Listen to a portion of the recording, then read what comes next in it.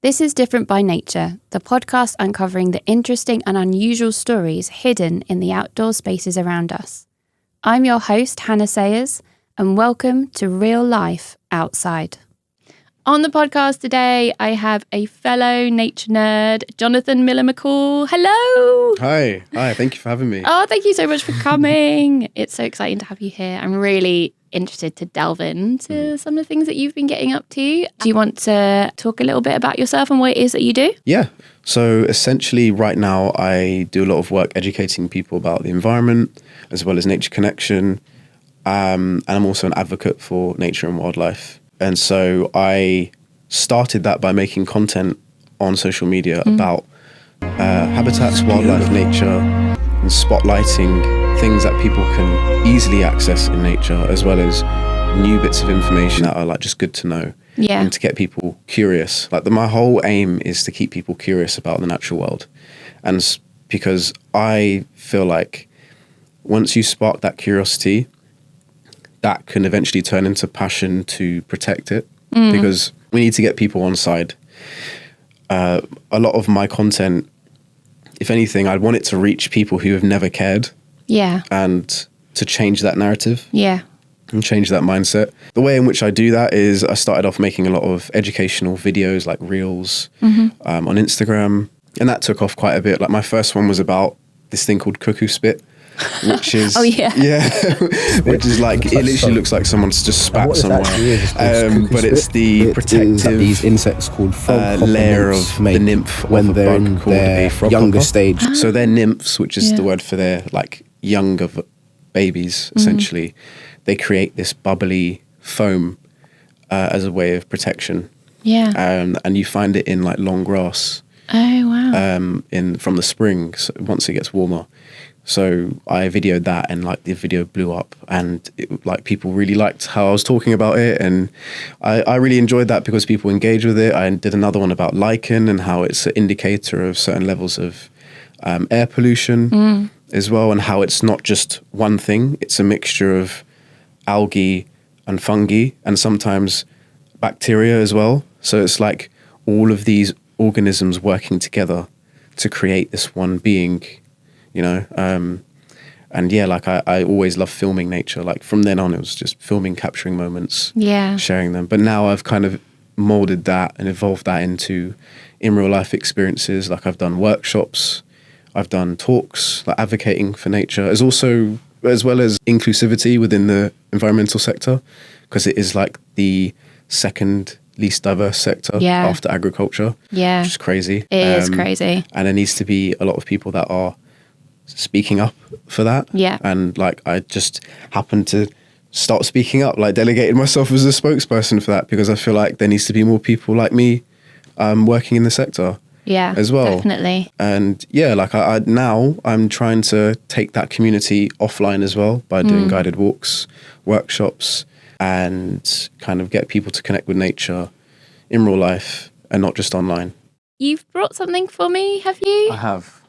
So from childhood? Yeah, I was probably about 8 years old. So this is from when you were 8? Yeah, something like that. And they're real? As Can I you have can a see, look? there's cracks in it. Oh, I mean, it's well loved. It's used, I'd call it. I mean, there's cracks in all of us, so this is a good representation of life, isn't it? That's a whole other rabbit hole. Yeah. We're getting deep already. Yeah. Oh my God. Sorry. Yeah. Oh my God.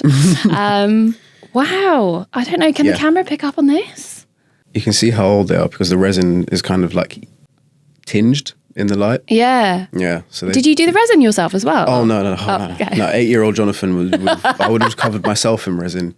So preserved cool. myself. But yeah, they're actually from... Oh, yeah.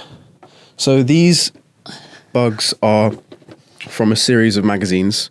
Okay. Called Bugs. Yeah, okay.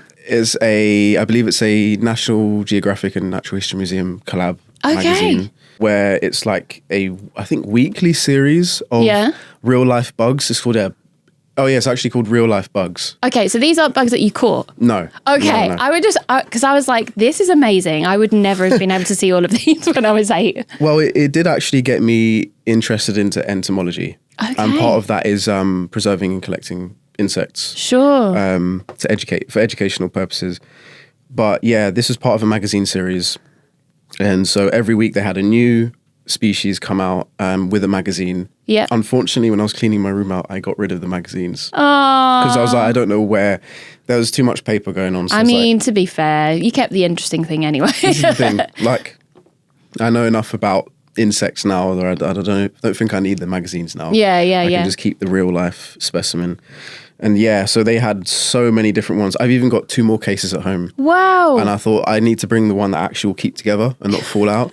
So just an example, we've got a stag beetle right here. Yeah. Species of stag beetle. We've got cicadas, which are, if you don't know, they're part of the true bug family.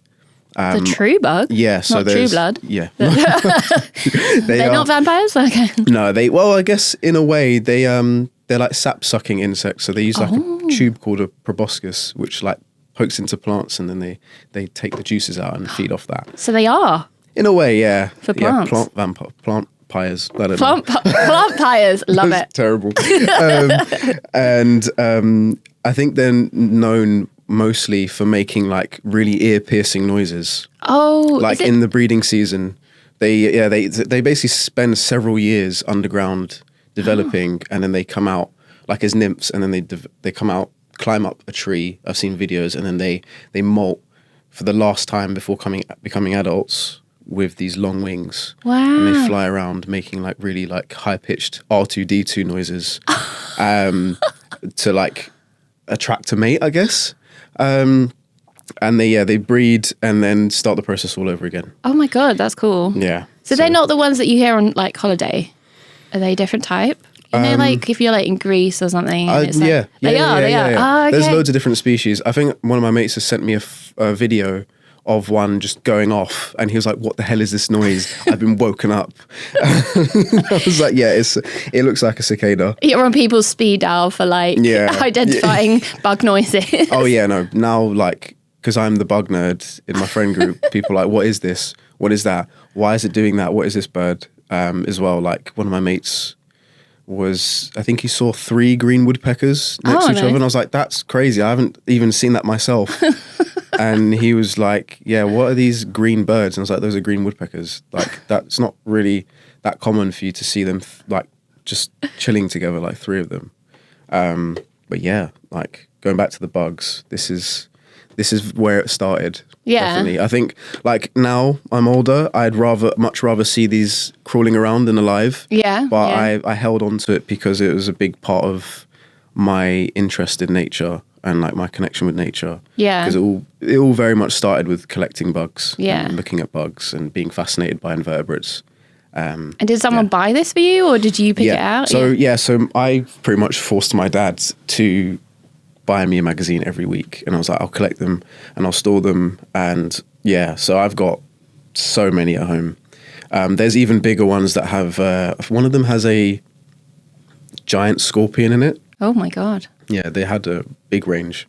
And I guess as a child, I mean, I have a 7-year-old who is also fascinated with bugs as well. So I'm not sure. I think he would love that, to be perfectly honest with you. So I can't wait to show him that. Did you grow up in kind of an urban area, or where did you grow up? I did grow up in like a relatively urban area, but I will say that there was a fair amount of green space growing up. Like I had a park 2 minutes down the road from me. Nice. I would regularly go outside with my parents because they even noticed from a young age that I was like acknowledging the natural world around me. Yeah. My nickname was Professor because I kept like non-stop talking about animals and facts and stuff. I love that. Yeah. So definitely all of those things like were a telltale sign that I was probably going to do the work that I do now. I just didn't know it yet. Yeah. But growing up, I was definitely surrounded by nature a fair bit. So big kudos to your parents to helping you on that journey. I definitely seeked nature out myself though. For example, there was like a brownfield site so I live in like a cul-de-sac at my mum's, and there was a brownfield site where there's now unfortunately private housing. So they got rid of it, but back then it was just a load of rubble, loads of plants came through. Yeah. And wildlife just took over. Like nature just took over. And it was great because I was always forcing my mates to jump over the broken part of the fence to go and catch. Rebel. Like, There's so many people like, why are you doing that? Why are you jumping over that? I was like, it's fun. You know, like we were bored. Yeah. It was so bored. Because it was either you get told off for playing ball games because there's no ball game signs, or you jump over the fence somewhere. So I was like, I'm going to do that. So I don't get a letter through my door. And so I'd always jump over catching insects. So I'd get like leftover containers that I found from takeaway and just catch grasshoppers, any type of bug. Yeah. We'd also see foxes and instantly run away. For some reason, we'd see a fox there when it would get dark and we'd be like, no, we're leaving now. Because I guess I was a small kid and the foxes looked bigger. Yeah, I was like, you know what, I'll leave you to it. You know, we'll leave. We've spent enough time here. But that was a big part of childhood. And how did that then end up kind of going through as a teenager? How did you kind of transform to where you are now? I think it was difficult because I definitely felt different. I felt like a bit of a weirdo at times. Yeah. Well, you're in good company right now. So. Yeah. I mean, it's all about being different, which is great. Exactly. I definitely felt like the odd one out at times because I was always like talking about nature, wildlife, animals. It was like in an obsessive way. But to me, it was normal. Yeah. Obviously, I had other interests like football, like typical young teenage boy stuff, like sport and everything. But then it always came back to like that was my comfort zone. Yeah. So it was a bit of a shock when I would talk to other people and they'd be like, they just wouldn't care. Yeah. Yeah. I think if anything, the link between me and some other boys my age at the time, especially as a young teenager, would be like dinosaurs. Sure. Jurassic Park was quite popular. Yeah. You know? Yeah. But then as I got older as a teenager, like getting towards sixth form, it became more and more apparent that like I was very, very different. And it's almost uncomfortable because as a teenager, you're already feeling awkward in literally every way possible because there's so much change happening. You're being forced to think about the future a bit more and what you're going to do with yourself. Which I think is crazy because, to be honest with you, I still don't really know what I'm doing. And I'm 41. Exactly. So, well, this is the thing. I don't think, I think you don't really get told that you don't really have to figure out. You just have to try. You know, like I think as a teenager, I went to a school where they kind of expected us to go to Russell Group unis to make the school look good, you know. And if anything, that put a lot of pressure on the people that were like, well, I don't know what I want to study. Yeah. Or I even think that going to uni at 18 is too young, to be honest. Like I don't really think that you've figured some of it out yet. Yeah. You know?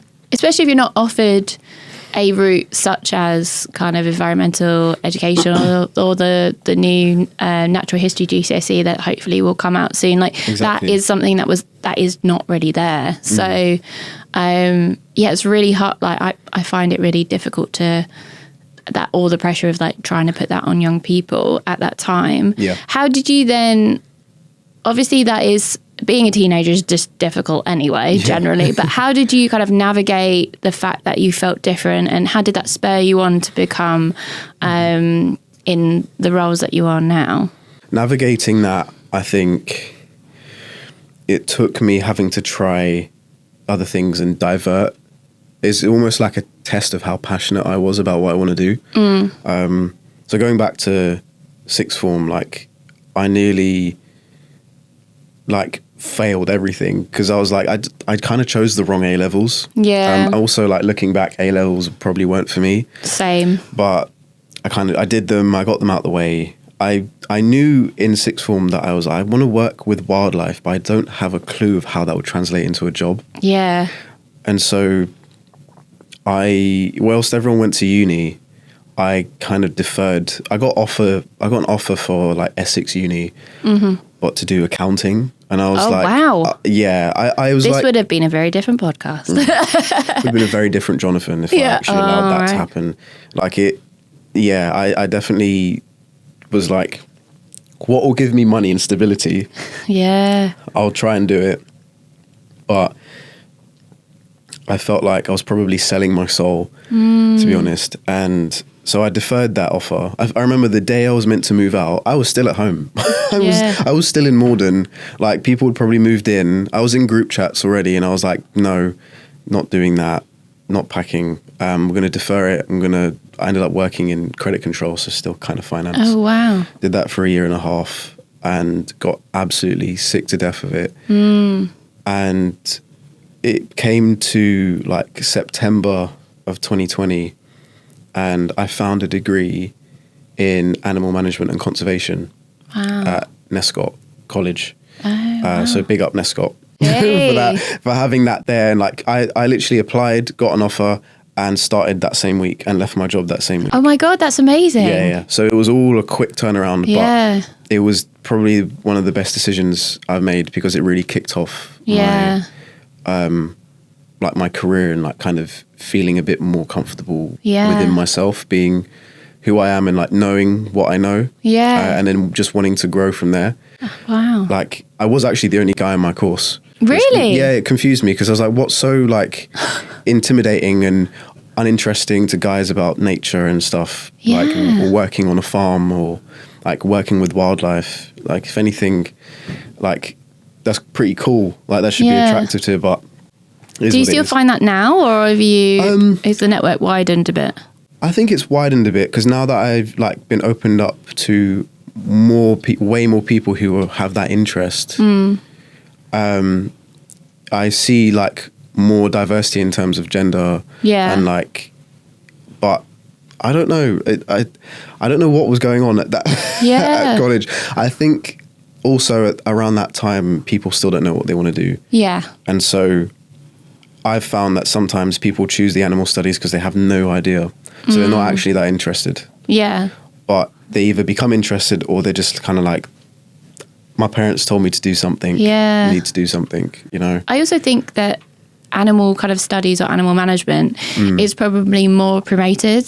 Yeah. So in terms of all the different like wide ranges of jobs in the green sector, there's so many, but it's just not out there, and there's no promotion of that. And I was exactly the same. I didn't realise like, you know, all the different opportunities that there would be, like somebody who specialises in flies, for example, and like, you know, like the different types of grasses or like, you know, well-being in nature. That just didn't, it's never occurred to me obviously until I've actually been in that sphere. So as a young person, yeah, and if you're not exposed to that, then of course there's not going to be diversity in that, and I'd love to change that. Yeah, I think there's a bit more promotion of it now. It's still like, still working on it. I think there's still more to be done, but compared to when I was at uni, which is only like 6 years ago when I started, I had no idea of the pathways that I could go into. And I think, like what you said, animal management, the next thing along is like working at an urban farm, commercial farm, or a zookeeper. At one point I wanted to be a zookeeper, but then I kind of went the conservation way, and I was like, I just want to be out in nature. Like, that just felt a bit more me. And for people who don't know what conservation is, are you able to give them a brief overview? Yeah, protecting and preserving wildlife habitats, ensuring that the ecosystem can eventually become self-sustaining as well, whether that's through rewilding, nature recovery, also protecting species. There's also breeding programs, for example. I think harvest mice, there's breeding programs for them. I actually went to a harvest mouse release with Ealing sweet. Wildlife Group. Shout out to Ealing Wildlife Group. That was a really cool day. In terms of conservation, that's kind of how I see it. You're protecting and preserving the environment for species, but also for people as well. Because I think people get left out of conservation. I think previously it can be quite colonial. There's kind of like we're going to come here, give you the answers, or we're going to do the work and then we're going to leave and everything's going to go back downhill to where it was before. And so I think conservation is, and also like revitalizing nature habitat for wildlife and people, so that we can all like live harmoniously. But that also like involves us seeing ourselves as part of the ecosystem rather than the top of the food chain. You know, and I think that's especially important for young people in urban areas, because a couple of years ago I had a group of 17-year-old boys on work experience with me, and I took them to Happy Valley in Croydon, and if you haven't been, you need to go, it's amazing. And they saw a sheep, a deer and a fox in the field at the same time, and they were literally stunned into silence. These 17-year-old lads were literally just shocked. Two of them had never even seen a deer before, and when we had a conversation afterwards, they said that they felt like they'd need to go to a zoo to see those level of animals in one place. And I was like, this is Croydon. So, you know, I mean, that's probably shocking in itself, but like it's there, it's where you live. But if you're not exposed or experienced that, how do you know? Exactly. You're right. You definitely don't need to go to a zoo to like witness that type of interaction with wildlife. Like those boys had their own Disney princess moment. You know? Like, love that. like seeing a fox, a sheep, and a deer. Like it's like you've interrupted the meeting. I know. Like, I mean, even for me, I was like, this is bizarre, but I'm so happy for them. To be honest, I don't know if this is kind of similar. In my garden, I saw a grasshopper and a jumping spider on the same stem, right next to each other, and they're just there chatting. I think the spider's kind of thinking of, can I eat this? But the grasshopper was like twice the size of it. It was like a tiny zebra jumping spider, and this is like a big field grasshopper. And this, like in the video, the spider's like, can I do this? And it's kind of like, you know what? That looks like a big task. I'm going to turn around and walk away. But it was just funny to like see. It's always funny seeing like different species near each other. Like coyotes and badgers working together. Oh, cool. Not in England. That was in the US. I didn't even realise the US had badgers for some reason. They're the American badgers. Yeah. They look a little bit different to our badgers. Yeah. They're the same family, the weasel family. I didn't know they were part of the weasel family. Yeah, so it's called Mustelidae. So there's loads of species. I couldn't even tell you how many. But badgers are in there. Obviously weasels, stoats, polecats, ferrets. They're otters as well. Oh, wow. Yeah, minks, pine martens, which we have. The wolverine is in that family. Wow. Yeah. Not from X-Men, obviously. No. We wish. Yeah, based on a little bit. It's a very, very diverse family. They're very, very cool. Yeah, like these, they're kind of like ambiguous medium-sized carnivores. That is fascinating. I love that. I mean, we could have a whole podcast just on that, basically. Yeah. Honestly, you might have to get me back to then do a whole species-related one. Oh yeah, you want to come back? That's good. Has there been anything that you've seen that you found in ordinary parks? Yeah. I think the first thing that comes to mind is figuring out that little owls were inhabiting like a park 2 minutes down the road from me. Little owls? Yeah, there's a species of owl called the little owl. They're actually not native, but they were introduced and become naturalized many, many years ago. But you will see them quite often at dusk. Interesting. They are so small, like this height, pretty much. They are tiny. I mean, I imagine them like this, but the little owl, mini owl, micro owl. They are like so small. I've seen them like land on the ground and like forage in amongst the grass, but they would make this noise that kind of sounds like a high-pitched fox call. You know when people are like, oh my god, it sounds like someone getting murdered. But that's just a female fox calling because she's in heat. But this was like even more high-pitched. And so, like, every time I go to this park around, like, summertime, I would hear this same noise. And I'm like, what is going on? And it actually took quite a few years for me to realise. I used the Merlin Bird ID app to help with Merlin that. Because so much. This is when I was getting into, like, learning more bird calls. Sure, yeah. As opposed to, like, visual ID, because I was better at that at the time. And and came up with little owl. And I was like, what? There's owls here. And then, so from then on, every time I'd go to this park around that time, there were little owls. I'd see them like so just flying around, jumping, like landing onto the grass, foraging. I even, like, one particular time I remember was it being like a bit later into dusk, like it was getting a bit darker. And on the lower branch of an old oak tree, I saw 2 little owls sitting next to each other, squabbling. And I was like, this is crazy. Because, like, seeing owls, I don't see owls often, to be honest. Like, that's the only species of owl I've seen so far. I don't think I've seen an owl in I've heard, like, tawny owls, London. but I haven't seen them. Yeah. So in London, like, that's a big thing for me. Yeah. So I saw, those 2 and realised that the reason that they thrive so well there is there's a number of old oak trees. Okay.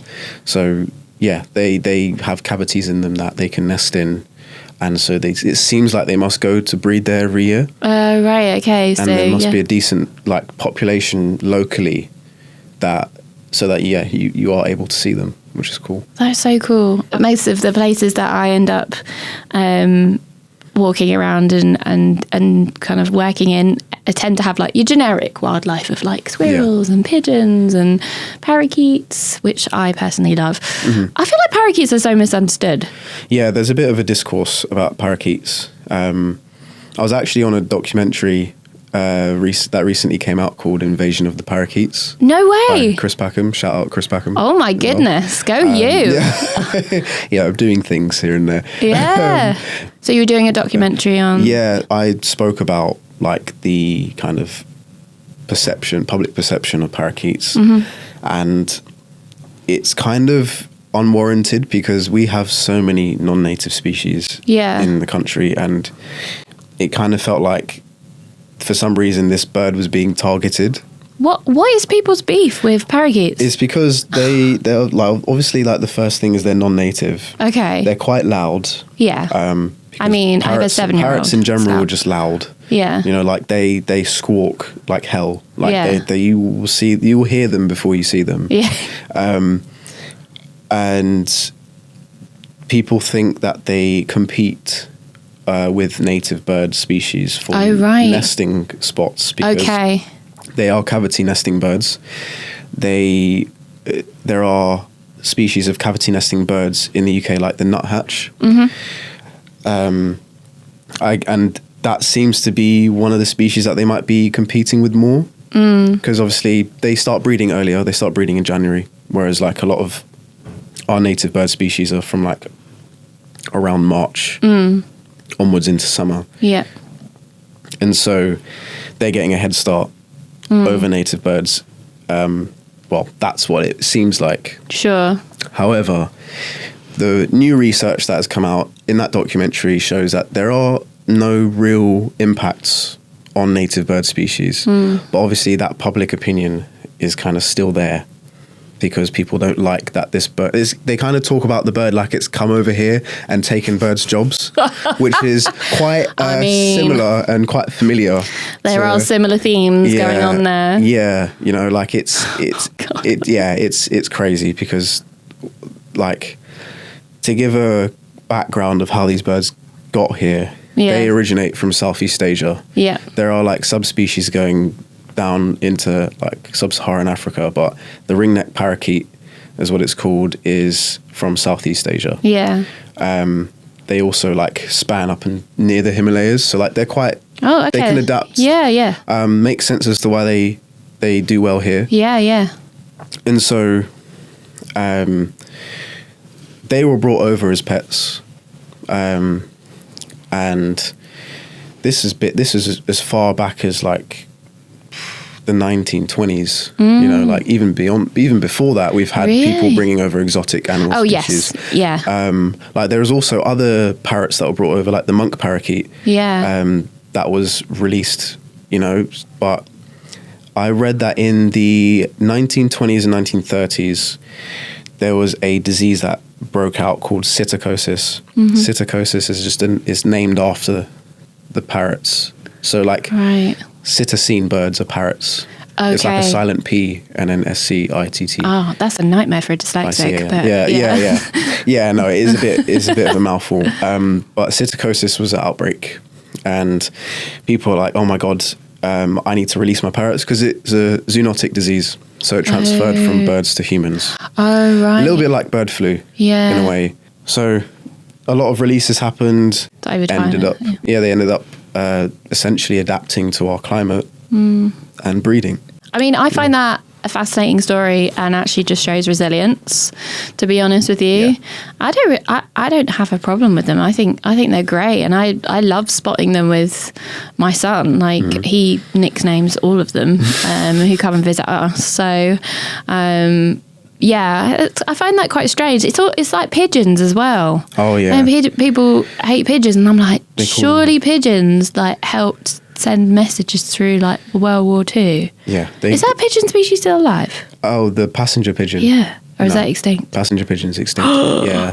Yeah. We've done a disservice to the pigeons. Yeah, I love pigeons. There's so much diversity in like amongst them in terms of like their colour.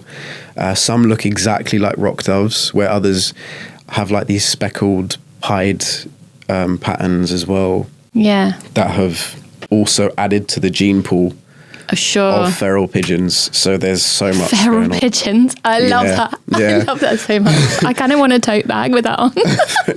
You know what? I was trying to think of a different name for feral pigeon, because if anything, I don't know. It kind of gripes me, the feral pigeon name. Yeah, a little bit like feral to me just seems a bit like uncivilized, rabid, cat, potentially dangerous. Yeah. Like, whereas they are just living, they're just thriving, they're harmless, Yeah. Like, you don't need to be labeling them in such a negative way. Yeah. People call them flying rats, and I just find that crazy. So what advice do you think you would give your younger self, and to anybody who may be feeling a little bit of a weird nature nerd as well? Like, what advice would you give them?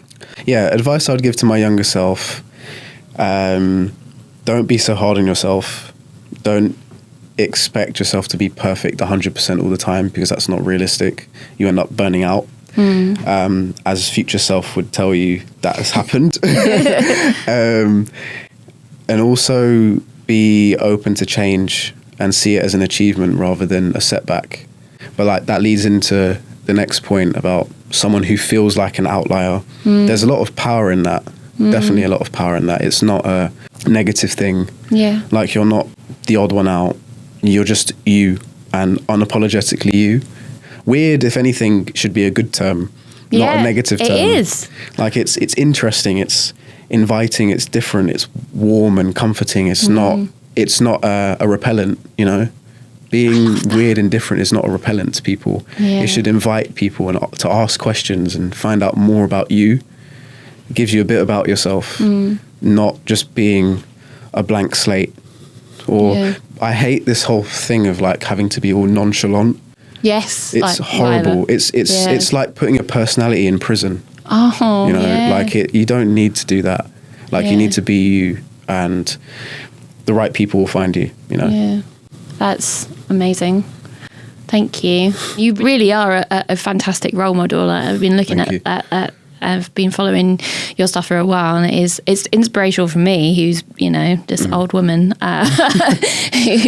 who's been in the sector for a while.